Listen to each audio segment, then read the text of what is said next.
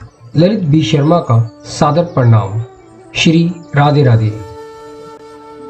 आज की कथा भगवान के परम भक्त श्री रैदास जी की है। रैदास जी भगवान के परम भक्तों में एक भक्त है। कहा जाता है कि इनका जन्म भगवान विश्वनाथ की पवित्र नगरी काशी में हुआ था। इनके बारे में कुछ विद्वानों का मत है कि यह पूर्व जन्म में ब्राह्मण के घर में पैदा हुए थे। किसी कारणवश गुरु राम जी ने इन्हें श्राप दिया, जिसके कारण इन्होंने अगला जन्म चमार के घर में लिया। क्योंकि पूर्व जन्म में यह भगवान के परम भक्त थे, इसीलिए भगवान की कृपा से इन्हें अपने पूर्व जन्म का ज्ञान था। इन्होंने जन्म से ही माता का दूध नहीं पिया। बिना गुरु मंत्र के कुछ भी ग्रहण ना करने का इन्होंने संकल्प ले लिया था। इधर भगवान को अपने भक्त के संकल्प पर दया आ गई। नवजात शिशु यदि दूध नहीं पिएगा तो जीवित कैसे रहेगा। भगवान ने यह सोचकर रामानंद जी को सपन में दर्शन दिए। आपने जिस ब्राह्मण को श्राप दिया था, उस श्राप के कारण उस ब्राह्मण का जन्म अब एक चमार के कुल में हुआ है। आप जाइए और उसे गुरु मंत्र दीजिए, क्योंकि वह संकल्प करके बैठा है कि जब तक उसे गुरु मंत्र नहीं मिलेगा वह कुछ भी ग्रहण नहीं करेगा। भगवान की आज्ञा पाकर रामानंद जी उसी क्षण चरमकार के घर पहुंचे और नवजात शिशु को देखा। उन्होंने शिशु का नाम रैदास रखा और उनके कान में गुरु मंत्र दिया। गुरु मंत्र देने के बाद उस शिशु ने अपनी मां का दूध ग्रहण किया। वह बचपन से ही भक्ति में लगे रहते थे। साधुओं की सेवा करना उनके आचरण में था। भक्ति करना, प्रभु का दिन रात भजन करना, फकीरों के साथ रहना, साधुओं की वाणी सुनना, यही उनका रोज का कार्य था। इससे उनके पिता बहुत क्रोध में रहते थे उनसे, और इसी क्रोध के कारण उन्होंने एक दिन उनको अपने घर से निकाल दिया। तब उन्होंने अपने परिवार के साथ अपनी पत्नी को साथ लेकर घर के पिछले कमरे में रहने लगे। जीवन निर्वाह के लिए उन्होंने पुश्तैनी कार्य को प्रारंभ किया। जुतियां बनाने लगे। साधु फकीर जो भी दिखता, जिसके पैर में यदि जुतियां नहीं होती थी तो वह उसे पहना दिया करते थे।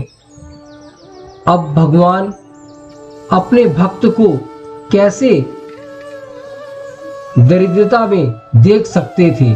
भगवान ने साधु का वेश धरा और उनके पास चले गए। उन्होंने भगवान की खूब सेवा की।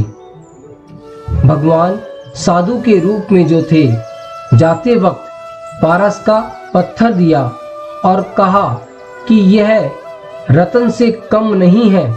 इसे यदि आप किसी भी लोहे की वस्तु से लगाएंगे तो वह सोने की हो जाएगी। तब भक्त शिरोमणि ने कहा कि मुझे धन से क्या लेना देना, मेरा धन तो राम नाम में ही है। फिर भी साधु वहां से उन्हें देकर चले गए। भागवत भजन में लग गए। एक दिन उन्होंने देखा कि उनके घर में एक पिटारे में कुछ स्वर्ण मुद्राएं थी। स्वर्ण मुद्राओं को देखकर वह कहने लगे कि ये कहाँ से आई। तब भगवान ने उनके सपन में आकर कहा, भक्त, मैं जानता हूँ कि तुम्हारे अंदर लोभ विकार नहीं है, परंतु मैं जो भी देता हूँ उसे ग्रहण किया करो। भगवान की आज्ञा पाकर उन्होंने उन स्वर्ण मुद्राओं से एक धर्मशाला बनवाई और सभी ब्राह्मणों को और भक्तों को वहां पर भक्ति करने के लिए निमंत्रण दिया। अब धीरे धीरे पूरे राज्य में उनका बोलबाला होने लगा, जिससे वहां के ब्राह्मण उनसे बहुत ज़्यादा घबराने लगे और सभी ब्राह्मण इकट्ठा होकर राजा के पास पहुँचे और कहने लगे कि राजन, आप ध्यान नहीं देते हैं राज्य की तरफ। देखिए, एक शूद्र भगवान की भक्ति कर रहा है, यह राज्य के लिए अच्छा नहीं है। राजा ने ब्राह्मणों के प्रभाव में आकर उन्हें बुला लिया। जब वह वहां आए तो राजा ने कहा कि आप तो शूद्र हैं, आप भगवान की भक्ति क्यों कर रहे हैं? तो सहज भाव से रैदास जी ने उत्तर दिया कि भगवान की भक्ति में कोई भी ब्राह्मण शूद्र कुछ भी नहीं होता, भक्ति तो भक्ति है राजन। अब बहस का मुद्दा बन गया ब्राह्मण और भक्त के बीच में। ब्राह्मणों ने कहा कि आप सिद्ध कीजिए कि शूद्र की भक्ति भगवान ग्रहण करते हैं। तब उन्होंने कहा कि आप तो ब्राह्मण हैं, आप भी बताइए, क्या भगवान ब्राह्मणों की ही भक्ति ग्रहण करते हैं? राजा ने विवाद को बढ़ते हुए देखा और कहा कि आप दोनों ही अपनी अपनी जगह इस बात को सिद्ध कीजिए। तब ब्राह्मणों ने राजा से कहा, हाँ बिल्कुल, सिद्ध करना ही पड़ेगा। तब रैदास जी ने सिंहासन पर भगवान की मूर्ति को विराजमान किया और कहा, आप भगवान की इस प्रतिमा को कहिए कि वह आपसे बताए कि वह भक्ति ब्राह्मणों की ही ग्रहण करते हैं। तब ब्राह्मणों ने अपने मंत्रों से, वेदों से भगवान की आराधना की, पूजा की, पर कोई भी असर ना हुआ। अब राजा ने रैदास जी को कहा, अब आपकी बारी है, बताइए। तब रैदास जी ने कहा, हे पतित पावन, हे उच्च कुली ब्राह्मण, आपकी भक्ति और दया में भी भेदभाव करते हैं। हे नाथ, आप इन्हें बताइए कि आपने व्यक्ति को वर्ग या जाति नहीं दी। रैदास जी ने प्रार्थना की। इनकी प्रार्थना में वेदांता थी, करुणा थी, पुकार थी, भगवान को समर्पित भाव थे। भगवान कैसे अपने दास की बात ना सुनते। वह मूर्ति वहां से उठ खड़ी हुई और रैदास जी के गोदी में जाकर बैठ गई। समस्त राज दरबार यह देखकर आश्चर्यचकित हो गया। ब्राह्मण तो लज्जा से आंखें चुराने लगे। राजा और रानी दोनों ने ही उन्हें अपना गुरु मान लिया।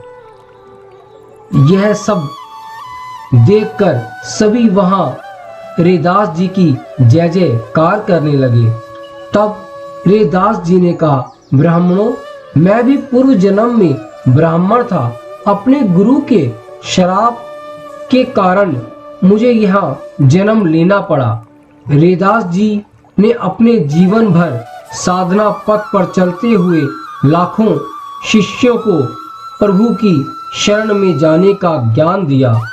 प्रभु की कृपा से उन्होंने अनंत भक्तों को अपने साथ जोड़ा और अपने इस शरीर को त्यागते हुए हरि चरणन में वास किया और जीवन मृत्यु के इस चक्र को काटते हुए गोविंद धाम को प्राप्त किया।